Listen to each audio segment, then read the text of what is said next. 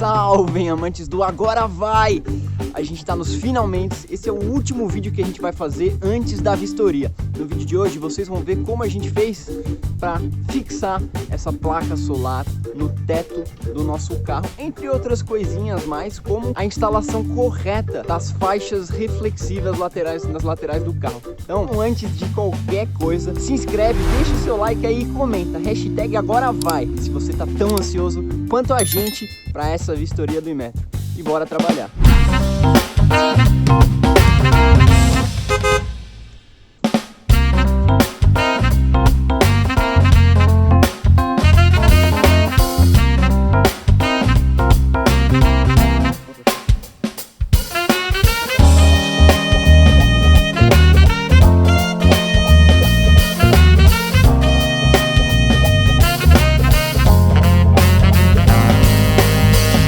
Aí, família, olhando aqui de cima do nosso bagageiro, então, a intenção é instalar a placa nesse sentido. Aqui a gente tem espaço para colocar mais uma, que a gente vai colocar depois, e a gente ainda fica com bastante espaço aqui livre, né? O que a gente tem que pensar agora é porque ela tem a conexão ali embaixo dos fios, pensar como isso vai passar para dentro do carro posteriormente e que caminho a gente vai fazer com os fios lá dentro. Então agora a gente tem que descer daqui. Aqui ela passa mais ou menos 1,5 dedo ou 2 dedos de cada lado, o que não é um problema, visto que a gente ainda tem esse cotoquinho aqui e ela fica dimensionalmente ainda dentro do espaço do carro. Essa foi a menor placa que a gente achou em termos de comprimento. Ela tem 1,27 e o nosso bagageiro ali no caibro ele tem 1,32 e aqui dentro ele tem 1,24, se eu não me engano, dentro dessas ripas aqui. Então o que eu mencionei para vocês lá de cima é o seguinte: tentar levantar aqui com uma mão só. Aqui, ó, tá vendo? Eu tenho a conexão dela, os fios, e eu preciso ver de que forma isso vai passar pelo deck, em que ponto eu vou furar o teto e de que forma isso vai passar por trás das nossas paredes aqui dentro. A gente tem que pensar tudo isso antes de instalar a placa. O que eu acho mais fácil para fazer essa ligação é depois que a gente tiver as duas placas aqui, furar o teto mais ou menos aqui, tá? Então entrar com os cabos por ali, passando aqui por trás do nosso teto e por dentro dessa parede, assim como eu passei aqui os fios da luz. Eu acho que é a forma mais fácil, visto que aqui eu já deixei um espaço pensando um pouco nisso, tá vendo? Eu tenho uma certa abertura, um certo acesso. Bom, vamos ver agora de fazer a fixação daquele trem ali. Muita gente faz a opção de colocar pequenas cantoneiras aqui, né? É uma ideia bastante boa. Eu acredito que a melhor opção seja usar a própria furação da placa, não sei se vocês conseguem ver ali, e atravessar um parafuso dessa forma aqui, né? Aqui por dentro. Mudança de planos, galera, me sinto muito burro. Até tem a furação original aqui, como eu falei, né? A ideia era atravessar aqui, mas eu jamais vou ter como apertar o parafuso, eu não tenho acesso a ele ali por dentro. Então, a gente vai optar pela cantoneira mesmo aqui. Bora gastar mais dinheiro e comprar essas ferragens. Aí, família, um novo dia aqui, um novo plano. Ontem eu saí lá para comprar as cantoneirinhas, acabou chovendo depois e tal, não consegui fazer nada, mas a fixação a gente vai fazer da seguinte forma então. A gente vai usar essas pequenas cantoneirinhas aqui, eu infelizmente não achei nenhuma de aço ou algo parecido de alumínio aqui na minha cidade, mas isso aqui vai resolver, já que a fixação lá vai ser na madeira. Aqui na placa solar eu já fiz as marcações, a gente vai colocar isso aqui e rebitar.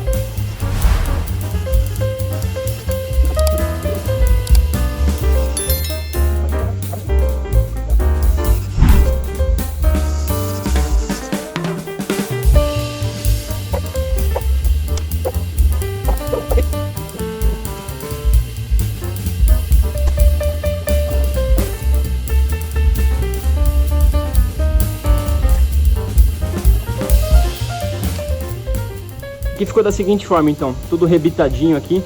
A gente teve um pouco de dificuldade, que só quando a gente furou que a gente descobriu que aqui é uma parede dupla.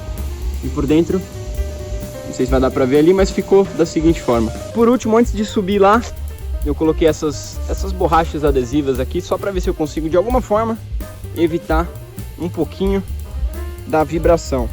Nem sei se faz diferença, mas nunca é demais, né?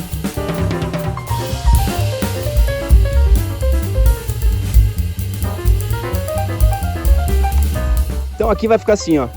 Deixei uma distanciazinha ali, uns 3 ou 4 dedos, acho que uns 5 centímetros. E agora eu vou entrar parafusando.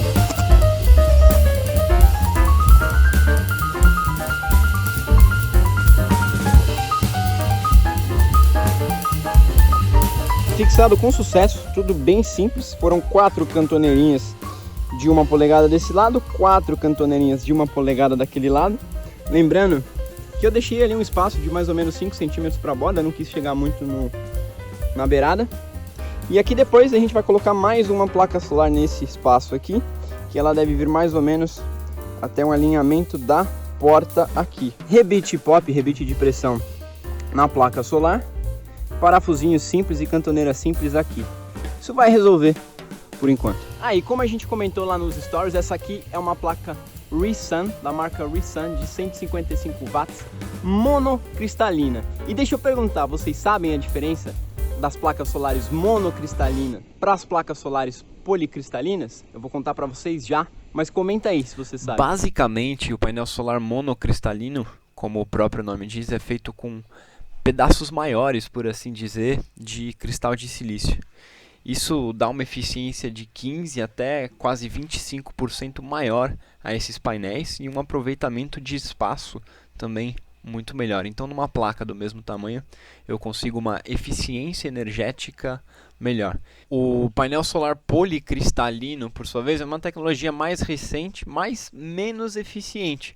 Ela é formada basicamente por partículas pequenas de cristais de silício aglutinadas, né? Isso faz com que o painel, no final da sua produção, seja mais barato, mas em compensação, a sua eficiência energética é um pouco menor. Ele também acaba, para gerar a mesma energia, ocupando mais espaço. Aí, e é possível ver sim essa diferença na prática. As placas monocristalinas são bem mais pretas e lisas assim visualmente, ao contrário das policristalinas que puxam um pouco mais para o azul e você consegue ver os pequenos cristais. Aí família, quase tudo certo para a gente ir fazer a vistoria do Inmetro. Tá chegando. Tem algumas pequenas coisas que a gente precisa acertar aqui e eu vou mostrar para vocês já. A primeira coisa já tá aparecendo aqui, ó. Essas faixinhas reflexivas, tá vendo? Algumas estão coladas erradas. O lado vermelho sempre para trás. Então, essa aqui, por exemplo, eu preciso corrigir. E é bastante simples, ó. São 3 no entre-eixos. Uma depois do eixo traseiro. Uma antes do eixo dianteiro. E 2 ali na parte de trás do carro, com o lado vermelho apontando para fora, para a extremidade. Para fazer a substituição dessas faixinhas, eu ouvi dizer que a melhor forma é usando um soprador térmico. Então vamos ver se isso funciona de verdade. E a gente correu lá na loja e comprou 10 faixinhas por R$40. Então super barato, se você precisar trocar aí, e se não vai ser um grande problema.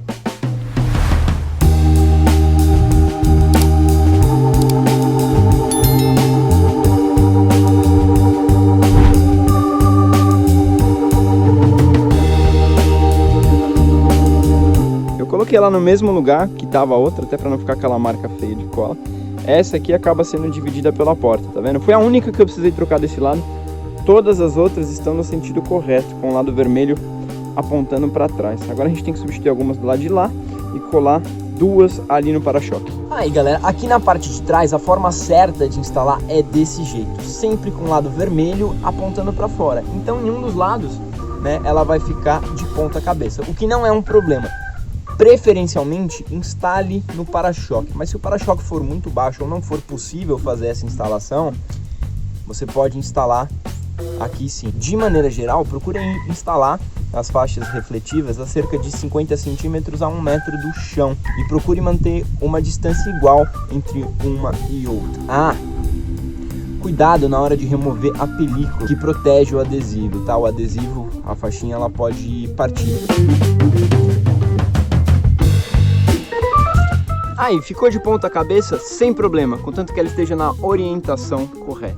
E se certifique de que a faixinha é aprovada pelo Denatran. Recapitulando então, família, são 12 faixas refletivas. 3 no entre-eixos, uma no balanço dianteiro, uma no balanço traseiro. 5 de cada lado, então, sempre com o lado vermelho apontado para trás. Aqui na traseira do veículo são 2 nas extremidades com o lado vermelho apontando para fora. Preferencialmente colar no para-choque, se não for possível, manter a regra a 50 centímetros pelo menos do chão. Se você ainda ficou com alguma dúvida com relação a esse processo de colar essas faixinhas reflexivas, conversa com a unidade que você vai fazer a vistoria. O cara tinha dito para mim que eu podia simplesmente levar as faixinhas lá e ele mesmo fazia a fixação ou me ensinava a fazer a fixação dessas faixinhas do jeito correto na hora. Então essa é uma opção bastante boa. Troca uma ideia lá e faça isso junto do profissional lá que vai fazer a vistoria. E como a gente mencionou lá no começo, esse é o último vídeo antes da vistoria. O próximo, se tudo der certo, vocês já vão ver a gente dentro da unidade do Detran passando por esse tão temido processo. E a gente está mostrando tudo para vocês, todo esse processo de vistoria, documentação, adequação do carro às normas, numa playlist que eu vou deixar aqui no final para vocês assistirem, junto com o nosso último vídeo. Tamo junto, muito obrigado pela presença de sempre.